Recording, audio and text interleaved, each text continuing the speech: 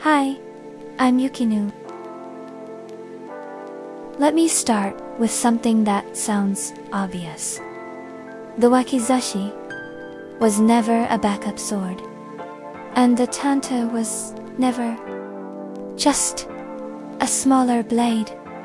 If you think the difference between them is size, you've already missed the real system. By the end of this video, you'll see Japanese swords differently. Not as weapons, but as solutions to space. Here's the problem. Outside Japan, almost every curved sword gets called Katana. Short 1, Katana. Medium 1, Katana. Long 1, Katana. It sounds harmless, but it quietly destroys the system. Because, in Japan, those names were never interchangeable. Tanto, Wakizashi, Katana, Tachi. Each one describes a different answer to a different physical situation. Mini question. If two tools solve different problems, can they be the same tool? Of course not. But we treat them as if they are. And that's where confusion begins.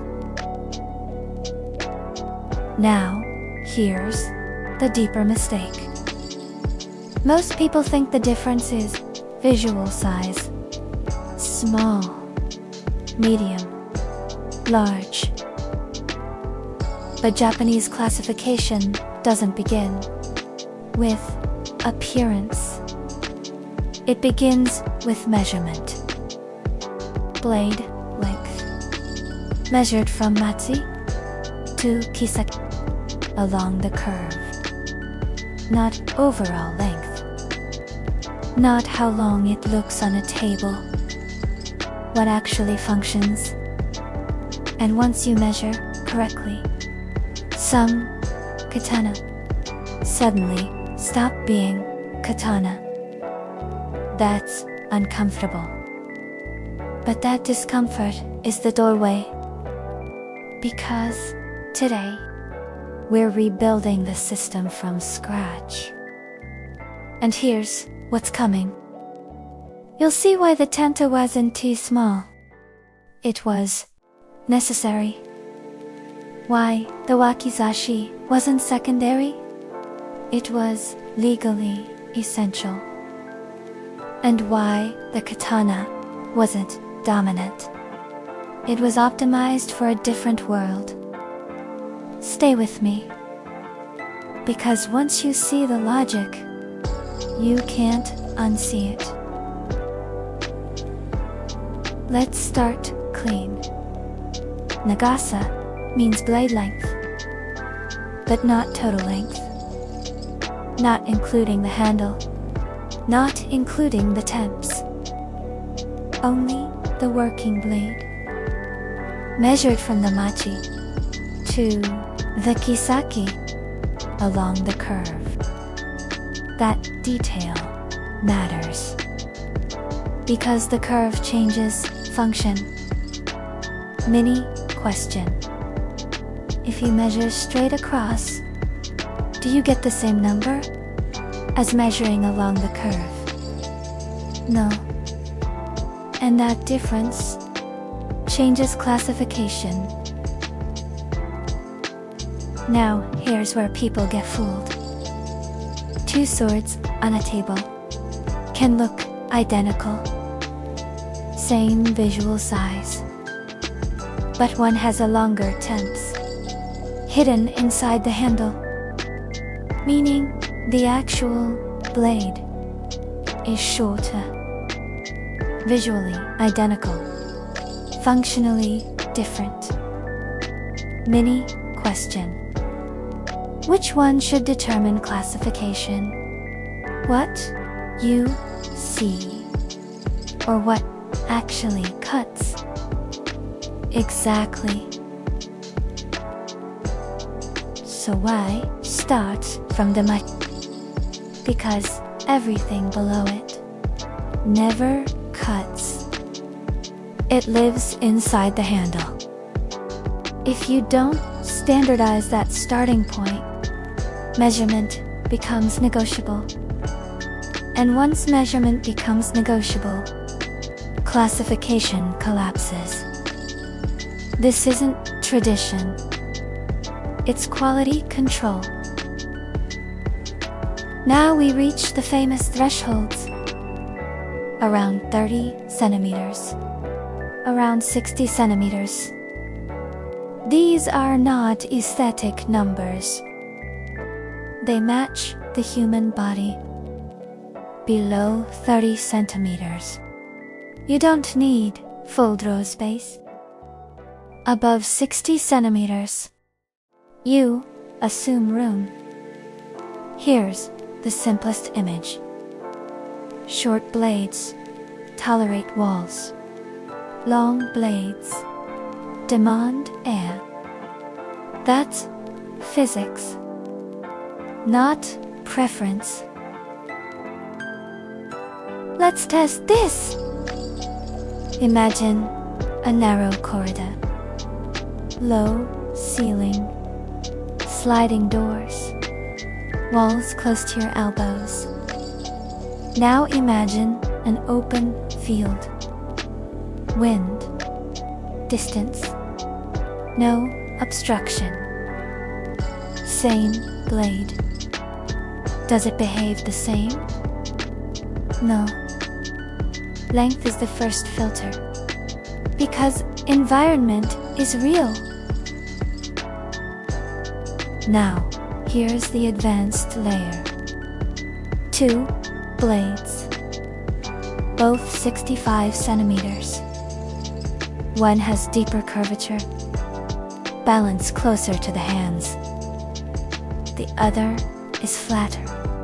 Balance forward. On paper. Same category. In the hand. Different behavior. Nagasa gives you the box, curvature, and balance. Tell you the personality. Mini question. If both are 65 cm, are they interchangeable? Not even close. So here's the formula. Length defines capability. Curvature defines movement. Balance defines control. Ignore any one of them, and you misunderstand the blade. But length comes first, because it's measurable. You can fake story. You can exaggerate mythology. You cannot fake centimeters. Now, you understand something. Most collectors never consciously articulate. Japanese classification is not poetic. It's engineered. And it begins with reality. In the next section, we move to the smallest category. The blade people underestimate the most. The Tantō. And once you see its logic, you'll never call it just a dagger again. Stay with me. Now we move to the most underestimated blade in the system, the Tantō. Most people hear Tantō and think a dagger, a side piece, a smaller katana. That framing feels logical. It's also wrong, because the Tantō was never designed to compete with long swords. It was designed to work. When long swords stop working, here's the real enemy of a long blade. It's not a stronger opponent. It's space, walls, doorways, crowded rooms. A long sword needs air, but real life doesn't always give you air. Mini question. In a tight hallway, what matters more? Reach or control? Almost always, control. Watch this. Not a fight. Just a room saying no. The scabbard touches a pillar. The draw stops.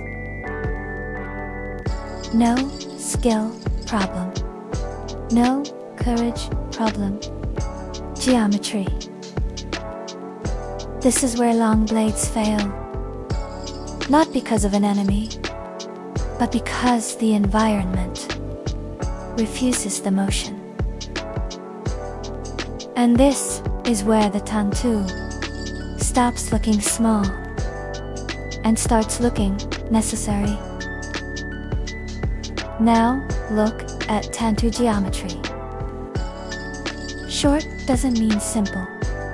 Short blades often need strength.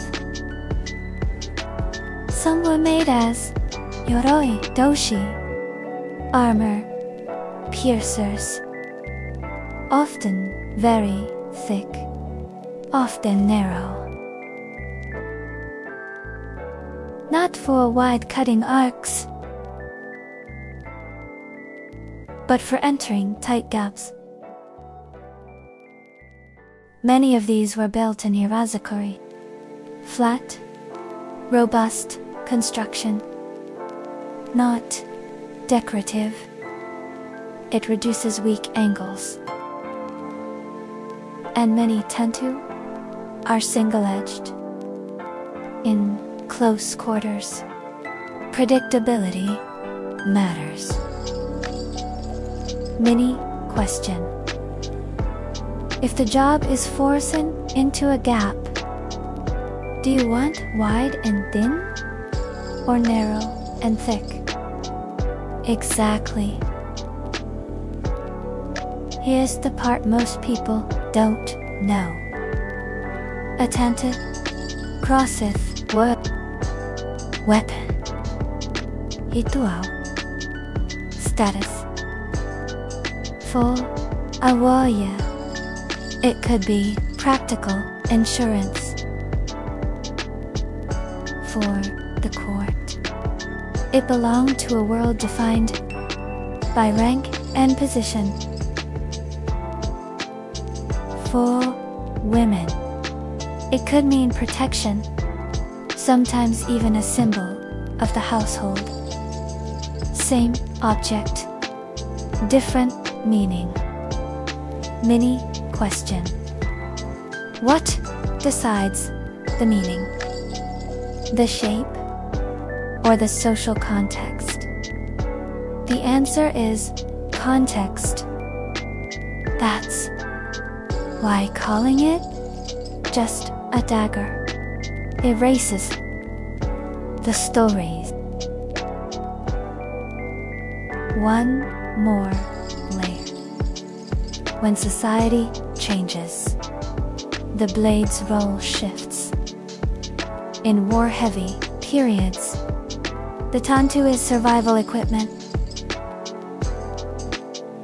In stable periods, it gets pulled into systems. Carry rules, presentation, symbolic roles. The blade didn't become less real. The environment changed. Mini question.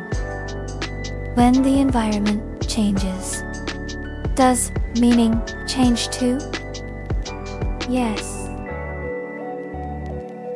So, here's the takeaway.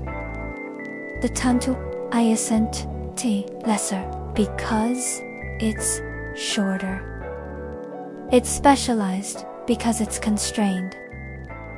Small solves problems long swords can't touch.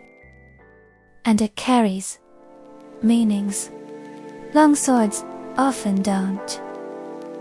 Next, we move to the Wakizashi.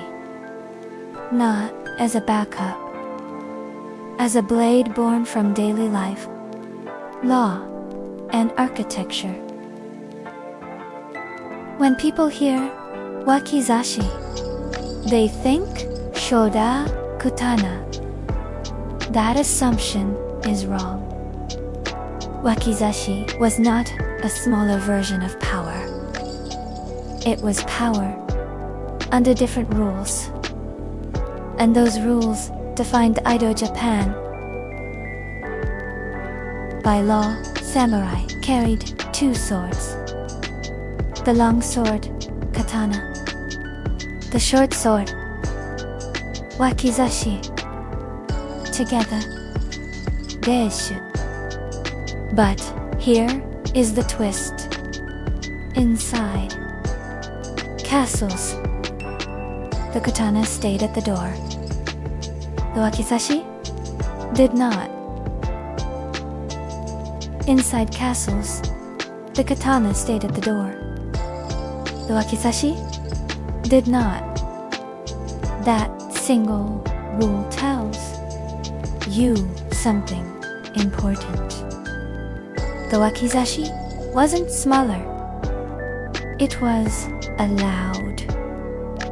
It was the blade that followed you into the places where power mattered most. Indoors, under ice, under law. Mini question. If a weapon is permitted, where another is banned, which one holds more daily authority? Exactly. This is why Wakizashi became the sword of proximity, not battlefield distance. Conversation distance. A blade that exists in rooms where people negotiate, judge, and sometimes betray. In that environment, a long draw is not power. A controlled draw is power. Mini question. In close quarters, what wins more often? Reach or speed under control? Almost always control. Now the length range. Often around 30 to 60 centimeters. But here's the mistake beginners make. They treat the number as identity. It's not. Length is a gate. Role is identity. If a blade is built and carried to function as part of Deishu, it becomes Wakizashi. Because classification is not poetry. It is a system built to control behavior. Here is the part that changes value. In certain times and places, non-samurai could carry wakizashi, not katana, a wakizashi. That means the wakizashi was not only samurai culture, it was controlled access, a legal boundary in steel. Mini question. When a blade becomes a legal privilege, does its meaning stay secondary? No. It becomes social power. And social power always affects value. One more layer, quietly. The wakizashi also lived inside ritual, not spectacle. Ritual is social architecture. It tells people where they stand. And blades, in Japan, often serve that architecture. So here is the real takeaway. Wakizashi is not a short katana. It is a sword shaped by law, indoor life, and social order. And the moment you understand that, you stop pricing it like a smaller blade. You price it as a different system. Next, we move to the turning point. Uchigatana. The moment the sword flips, and the modern world begins. Something radical happened. For centuries, tachi were worn edge down. Then a new habit spreads. Edge up. Uchigatana. That wasn't fashion. It was adaptation. Because edge up carry is not about elegance. It's about speed. Mini question. When chaos rises, do people optimize for beauty or for survival? Survival. Edge down draw needs space. Edge up draw needs less. You can draw and cut in one motion. That's why Uchigatana rises as warfare changes. More infantry, closer formations, less cavalry dominance. The sword becomes closer to the body. And when steel moves closer to the body, classification begins to shift. Early Uchigatana were not prestige objects. They were tools. Sometimes unsigned. Sometimes raw. Because at that moment, a sword's job was not identity. It was function. But here's the twist. When society stabilizes, function becomes symbol. And symbol always changes value. This is the irony. A blade born from urgency becomes the symbol of order. The Edo Katana, carried in ceremony, displayed in peace. So when collectors say katana, they often imagine Edo. But many blades called katana were forged earlier, mounted later, reframed by a different world. Mini question. If the world changes around an object, does the object's meaning change? Yes. And meaning is value. So Uchigatana teaches a rule. Names follow context, not birth alone. Steel is the body. Mounting is the social clothing. And classification is the language that connects them. Now we move to the category that breaks simple language. Naginata-naoshi, a blade reborn by modification. And modification is where value becomes unstable. This blade began as something else. A polearm, a naginata. Then, history intervened. The pole disappears. The temps is reshaped. The blade becomes a sword. But Steel remembers. This is why classification can't be only length.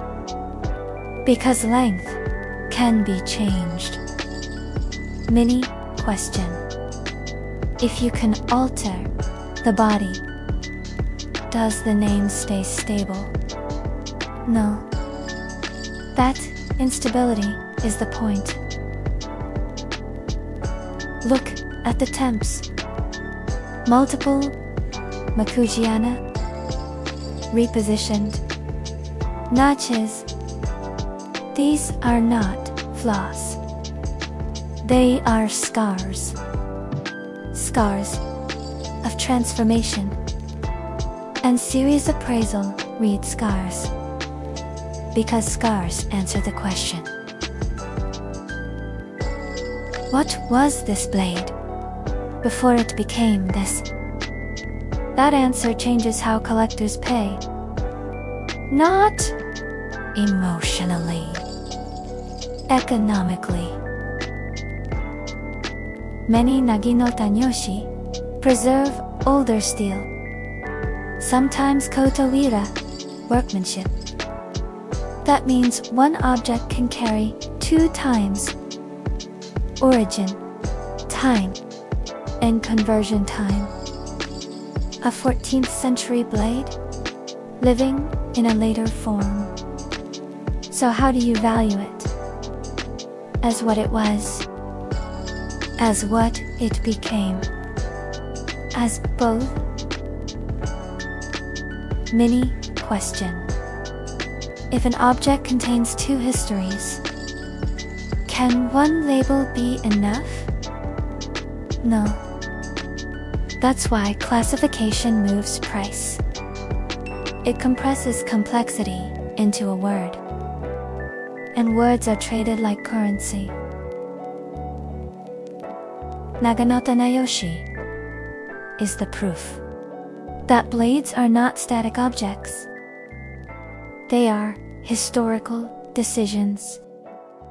Decisions made by need, by law, by survival, by taste.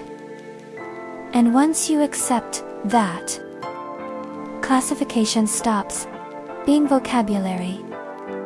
It becomes a decision system. Now we go to the extreme.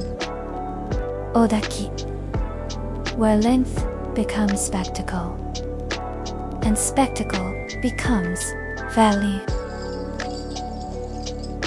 Now we leave practicality and enter statement.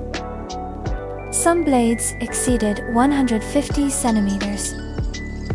These were not sidearms. They were announcements.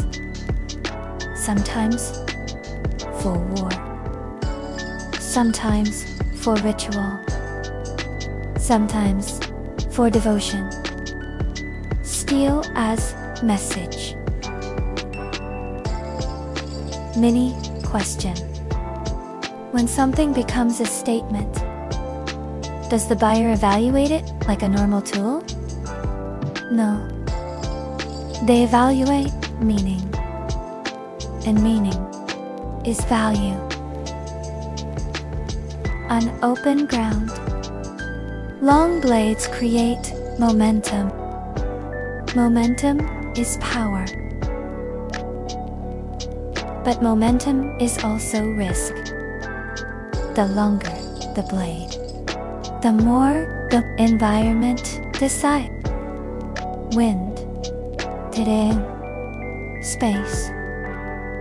So, even here, classification returns to the same rule.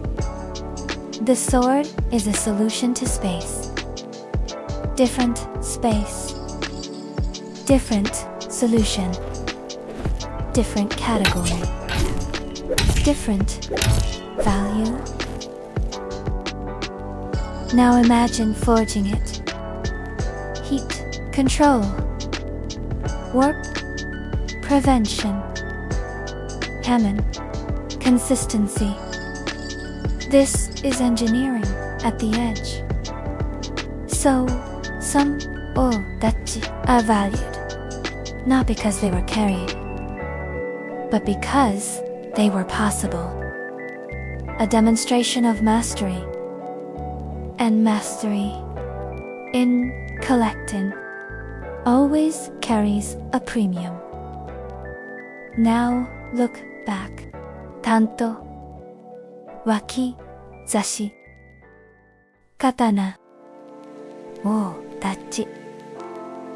This is where most people misunderstand value. Because classification is not naming. Classification is context. If you classify only by what it's called, you will overpay. If you classify only by length, you will misunderstand. Professionals classify by logic, space, function, context, and adaptation. That is why categorians change value. Because categories are value signals, and value signals move markets. So, here is the real conclusion. Japanese sword classification is not memorizing terms. It is learning how history solves problems with steel. And once you see that, you stop buying a katana. You start buying a decision made by a world you can finally understand. If you want to see how this framework looks in real listings, my shop is linked below.